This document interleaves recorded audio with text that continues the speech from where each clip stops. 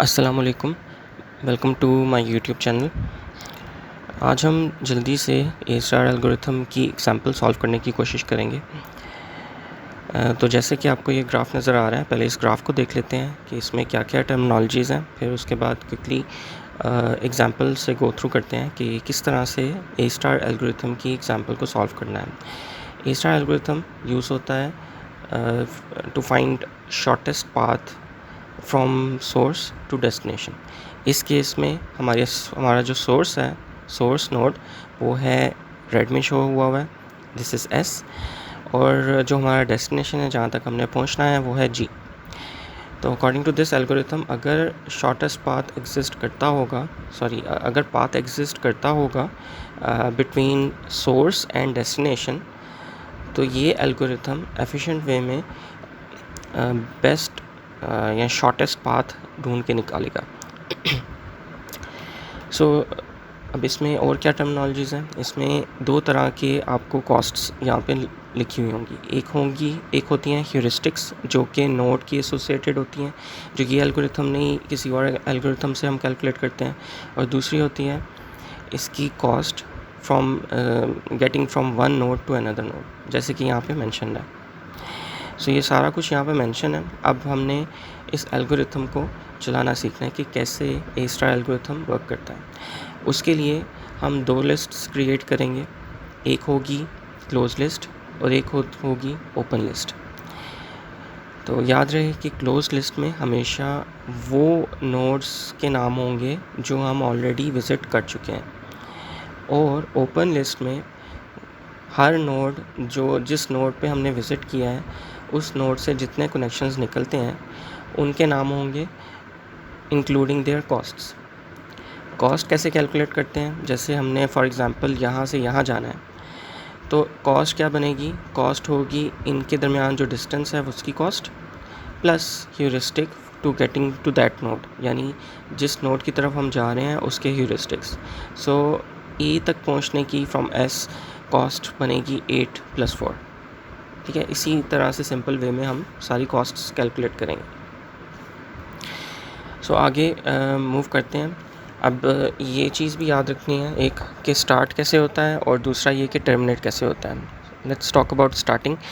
Start ये होगा with empty close list, और जो ओपन लिस्ट है उसके अंदर सिर्फ एक एलिमेंट होगी जो कि स्टार्टिंग नोड है, which is S in this case.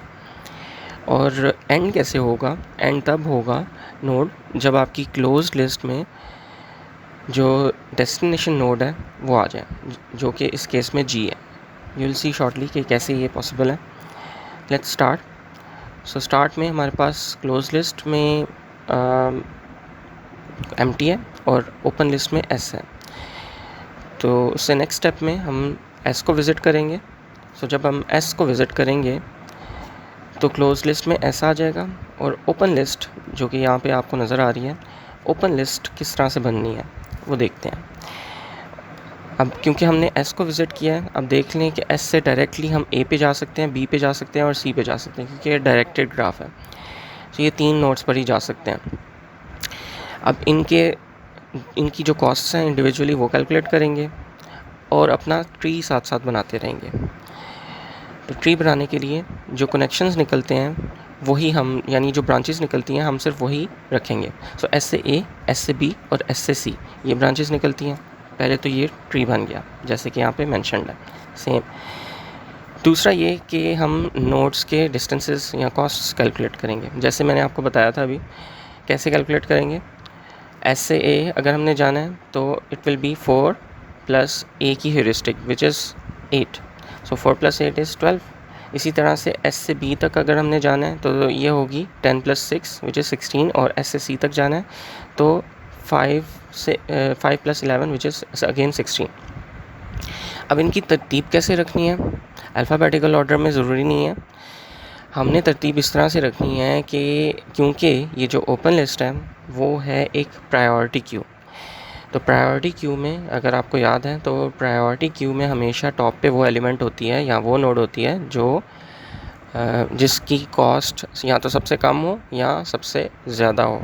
Technically हम लोएस्ट कॉस्ट वाले को यहाँ पर ट्रीट करेंगे। यानी जिसकी कॉस्ट सबसे कम होगी, जिसका डिस्टेंस सबसे कम होगा, हम उसको टॉप पे रखेंगे हमेशा। सो इन दिस केस ए का डिस्टेंस सबसे कम है, तो हमारी जो लिस्ट बनेगी ओपन लिस्ट, उसमें ए विद इट्स कॉस्ट सबसे टॉप पे होगी। ये आपको नज़र आ रही है जो 12, ये इसकी कॉस्ट है। इसी तरह से बी और सी, क्योंकि बराबर कॉस्ट है इनकी, तो हम एक चाहे बी को ऊपर रखें या सी को ऊपर रखें, डजेंट मैटर। तो इस तरह से पहले स्टेप में हमारे पास, हमने जब एस को एक्सप्लोर किया तो ये लिस्ट क्रिएट होगी।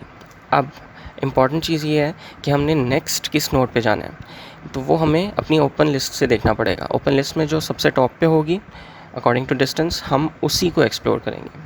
सो जब हम नेक्स्ट एक्सप्लोर करेंगे तो ओपन लिस्ट से ए निकल जाएगा और क्लोज लिस्ट का हिस्सा बन जाएगा। ओके, अब हम अपने ग्राफ की तरफ, ओरिजिनल ग्राफ की तरफ आएंगे, क्योंकि हमने ए को एक्सप्लोर करना है। अब ए से देखें 2 रास्ते निकलते हैं, बी की तरफ और डी की तरफ। सो हमारा जो ये ट्री है वो मज़ीद एक्सपैंड इस तरह से हो जाएगा। ठीक है, बाकी ट्री को छेड़ने की ज़रूरत ही नहीं। दूसरा ये कि हमने कॉस्ट्स कैलकुलेट करनी है। अब ए से बी की कॉस्ट भी होगी और पीछे एस की कॉस्ट भी होगी। ठीक है, यानी अगर हमने बी की कॉस्ट कैलकुलेट करनी है वाया ए, तो हमें पिछली कॉस्ट को इंक्लूड करना पड़ेगा। सो टोटल कॉस्ट बनेगी, अगर हमने बी को इंक्लूड करना है, ऐड करना है अपनी लिस्ट के अंदर, तो टोटल कॉस्ट बनेगी 4 + 8 + 6 विच बिकम्स इक्वल टू 18। इसी तरह से अगर डी की कॉस्ट हमने देखनी है तो it will be 4 + 5 + 5 which becomes equal to 14। So अब अपनी लिस्ट को हम अपडेट करेंगे। अब हमारे पास 2 नई एलिमेंट्स आई हैं, be with the cost of 18 and D with the cost of 14। अब अपनी लिस्ट को हम दोबारा से रीअरेंज करेंगे और अपनी लिस्ट में डी और बी को ऐड करेंगे। अब इसमें आप देखें कि डी जो है, क्योंकि उसकी कॉस्ट सबसे कम है, तो वो अब टॉप पे आ जाएगी ऑटोमेटिकली। तो ऑटोमेटिकली जिसकी कॉस्ट सबसे कम होगी वो उसको हम टॉप पे ही रखेंगे, हमेशा टॉप पे रखेंगे, ताकि हमें पता हो कि नेक्स्ट हमने कहाँ पे जंप करना है। सो अब आफ्टर एक्सप्लोरिंग ए आपके पास ये अपडेटेड लिस्ट है। अब यहीं से हमें नेक्स्ट स्टेप का पता लगेगा कि हमने नेक्स्ट कहाँ जाना है। नेक्स्ट हम जाएंगे डी पर। Let's go to our original graph. Original graph में डी से हमारे पास 3 रास्ते निकलते हैं, H, I and F with their associated cost. So next आपका जो ग्राफ है वो कुछ इस तरह से बनेगा। ओके, सो नेक्स्ट आपका ग्राफ कुछ इस तरह से बनेगा।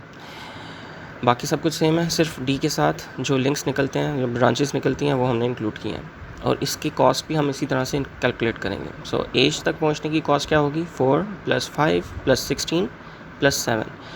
याद रहे कि हम जिस नोड तक पहुंच रहे हैं सिर्फ उसके ह्यूरिस्टिक्स कैलकुलेट करें, ऐड करेंगे अपनी कैलकुलेशन में, बाकियों के इन बिटवीन नोड्स के ह्यूरिस्टिक्स ऐड नहीं करते।